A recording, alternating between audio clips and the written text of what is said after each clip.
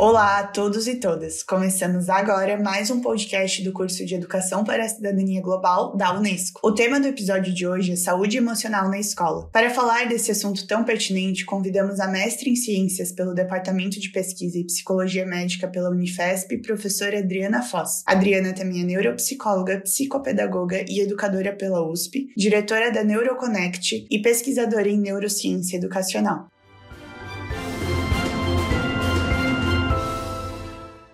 Olá, Adriana, muito obrigada por participar e contribuir com o episódio de hoje. Eu que agradeço, será um grande prazer poder falar sobre saúde emocional aos ouvintes. Professora, por gentileza, você poderia explicar de forma simplificada para os professores que estão nos ouvindo agora qual o conceito de saúde emocional e quais as dimensões dela no contexto escolar? Bom, saúde emocional é cultivar o bem-estar emocional, é buscar emoções positivas ou agradáveis de maneira intencional. É também ser capaz de poder gerir os nossos próprios problemas e os desafios que são inerentes à vida. É poder ser empático, reconhecendo as emoções na gente mesmo e no outro. Poder também, se a gente diz, ter o autocontrole, né? Que também tem a ver com o autogerenciamento. Com isso, a gente se torna mais capaz de realizar esse autocontrole, esse autogerenciamento. E se a gente gerencia melhor o nosso comportamento, isso vai influenciar de uma maneira mais saudável todas as nossas ações. Você sabe que a Organização Mundial de Saúde, ela define saúde emocional como um estado de bem-estar onde o indivíduo realiza suas próprias habilidades, lida com os fatores estressantes normais da vida, tem um trabalho produtivo e também é capaz de contribuir positivamente, é claro, para a sociedade. Então, essas duas informações, né, tanto como a Organização Mundial de Saúde traz, que é um órgão regulador, que é sempre importante que a gente tenha este conhecimento, junto a esta outra interpretação mais para o nosso mundo da educação, é importante que a gente revisite e que a gente se aproprie. Mas, de maneira geral, quando a gente fala desse tema na escola, parece que a falta de saúde emocional, especialmente dos professores e estudantes, norteia esse debate. Então, eu gostaria que você comentasse sobre isso e sobre como nós, professores, podemos expandir o nosso olhar para a saúde emocional, saindo dessa perspectiva negativa tão comum.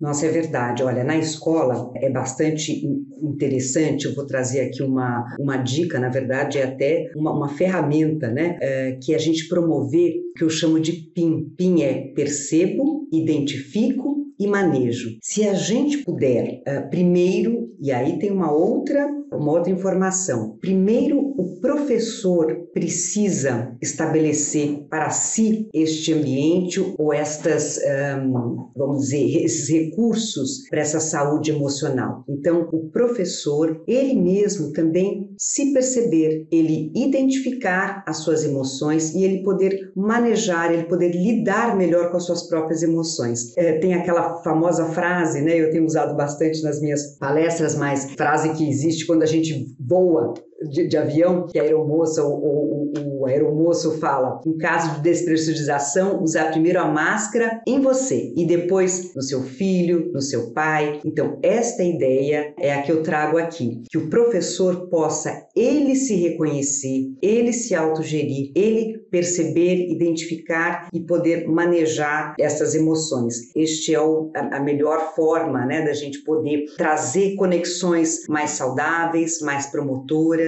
e ser também um exemplo. Você sabe que muitas pesquisas bastante robustas e elucidativas mostram o quanto o exemplo do professor ele é muito norteador para uma criança. Na verdade, ele faz com que essa criança possa também desenvolver os mesmos recursos que esse professor demonstra. Então, isso é bastante importante, porque a gente tem uma responsabilidade muito grande, né, com os alunos. Fraia, eu queria trazer também uma informação e aproveitando a sua colocação, né, para que eu pudesse falar sobre expandir o nosso olhar para a saúde emocional, saindo da perspectiva negativa tão comum. É importante a gente relembrar que nós somos seres humanos e que, enquanto seres humanos, fomos, vamos dizer, lapidando o nosso cérebro desde uma época em que era necessário que o nosso cérebro ficasse alerta para as questões de perigo, porque senão a gente, na época das cavernas, era comido, né, devorado ou algo parecido. Então, o nosso cérebro ele tinha que ter um alerta mais para o negativo, tem que ficar de olho naquilo que é ameaça. E com o passar dos anos, dos séculos e tal, muitas vezes a gente não perdeu completamente este olhar, porque ele também ele é defesa, né? Ele é alerta para situações ruins que a gente possa viver, mas é importante a gente relembrar que a gente não tem só este olhar para o perigo, para o medo, para o negativo, que a gente também precisa buscar este outro lado que é tão verdadeiro quanto, que são as coisas positivas, agradáveis, que existem também ao nosso redor. Mesmo diante uma situação tão complexa e tão difícil como a que estamos vivendo da pandemia, tenho certeza que todos vocês vão encontrar vários outros aspectos muito positivos e muito agradáveis. Então isso é importante da gente ter em mente. Então, falando um pouco mais sobre o trabalho com a dimensão socioemocional. Como que é esse trabalho com a dimensão socioemocional, que é proposta pela Educação para a Cidadania Global e até mesmo pela própria BNCC na forma de competências, pode auxiliar no desenvolvimento de um ambiente pacífico que favoreça a saúde emocional na escola? A gente, olhando para essas dimensões que já foi colocada pela BNCC, então logo já tem um histórico, né? Isso não é novo para nós professores. Trabalhar a dimensão socioemocional vai auxiliar e muito no desenvolvimento, na promoção de um ambiente pacífico, com fatores de proteção muito importantes. Então, antes, em tempo bem recente, era muito valorizadas as competências cognitivas. E hoje, nesse histórico todo, principalmente com tudo que temos acometido, no sentido não só da pandemia, mas desse mundo mais digital, nós estamos podendo identificar, verificar o quanto as nossas competências emocionais são tão importantes quanto. E, nesse sentido, promover na escola um ambiente que cultive entre todos os atores escolares um clima positivo, um clima de confiança, de conexão e de confiança. E olha que bonito, confiança vem da palavra confiar, que é fiar, fiar junto. Então, é um ambiente onde todos possam estar de fato conectados, ligados. Então, uma escola que facilite, que promova o contato, a real conexão entre as pessoas dessa escola, que pode ser um funcionário da cozinha, que pode ser um funcionário da limpeza, que pode ser o aluno de educação infantil, de ensino médio. Eu acho que é esta nova mentalidade que nós precisamos que transpasse a escola, né? Que somos, sobretudo, seres humanos. Enquanto seres humanos sentimos, nos emocionamos, e esta realidade afeta bastante a nossa vida profissional, laboral e também enquanto estudantes. Então, poder promover esse clima emocional positivo é mais do que importante, é necessário. Professora, a pandemia trouxe um novo contexto extremamente complexo que ainda está sendo estudado pelos pesquisadores, né? O que você poderia comentar a respeito dos impactos da pandemia na saúde emocional dos professores e dos estudantes e sobre como os professores podem lidar com essa realidade? A pandemia, de fato, trouxe um desafio gigantesco, o qual todos fomos impactados e, portanto, isso não é uma novidade. Mas talvez a gente poder reconhecer como fomos impactados e como podemos lidar, eu acho que é realmente muito útil para a nossa conversa aqui. Mas também é importante a gente poder não delegar todos os problemas à pandemia. Como eu comentei anteriormente, este mundo mais digital que estamos vivendo também está trazendo novas desafiadoras realidades. Mas vamos organizar a resposta. Primeiro, com relação à nossa saúde mental, né? Porque também é importante a gente entender a diferença de saúde emocional e saúde mental. Saúde emocional é quando a gente reconhece, quando a gente percebe, quando a gente também consegue lidar melhor com as nossas emoções. Saúde mental diz respeito a todo um contexto que é muito mais do que ter ausência de um transtorno mental. É um estado de bem-estar, no qual um indivíduo, uma pessoa, reconhece suas próprias habilidades, consegue lidar com as tensões, com as dificuldades que são normais da vida, que pode também trabalhar de forma produtiva, manter relações interpessoais saudáveis, formar bons vínculos afetivos e fazer contribuições à sociedade.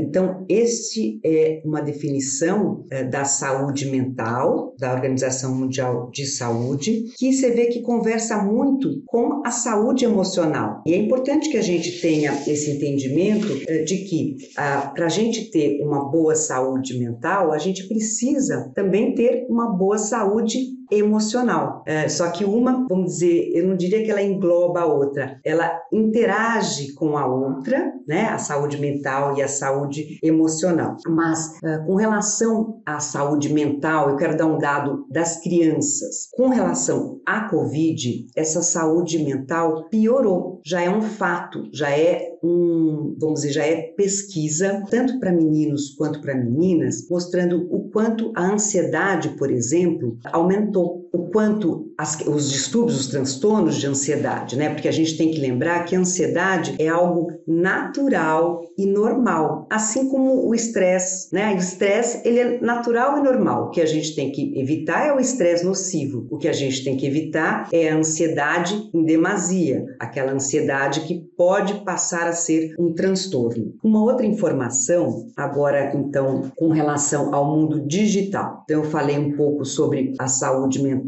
que piora após a Covid, e agora eu quero trazer uma outra informação, que é o quanto o mundo digital, ele acaba também trazendo desafios e alguns problemas para os adultos. Veja só que 75% dos casos dos transtornos mentais em adultos iniciam na infância. Isso significa que nem todos os problemas e os transtornos que vão existir, eles advêm ou da questão digital, né, do mundo que está mais digitalizado, e com isso a gente está, vamos dizer, atrofiando, né, um pouco mais a possibilidade, né, de lidar melhor com as nossas emoções, por um lado, e também não é só a Covid que trouxe desafios para a nossa saúde mental. É interessante a gente ter essa informação de que a maioria dos transtornos, eles têm um início na infância do sujeito. Então, se professores, né, que a gente também viu o quanto que os professores sofreram nessa pandemia e também junto a essa modernização aí da escolarização, que é professores tendo que usar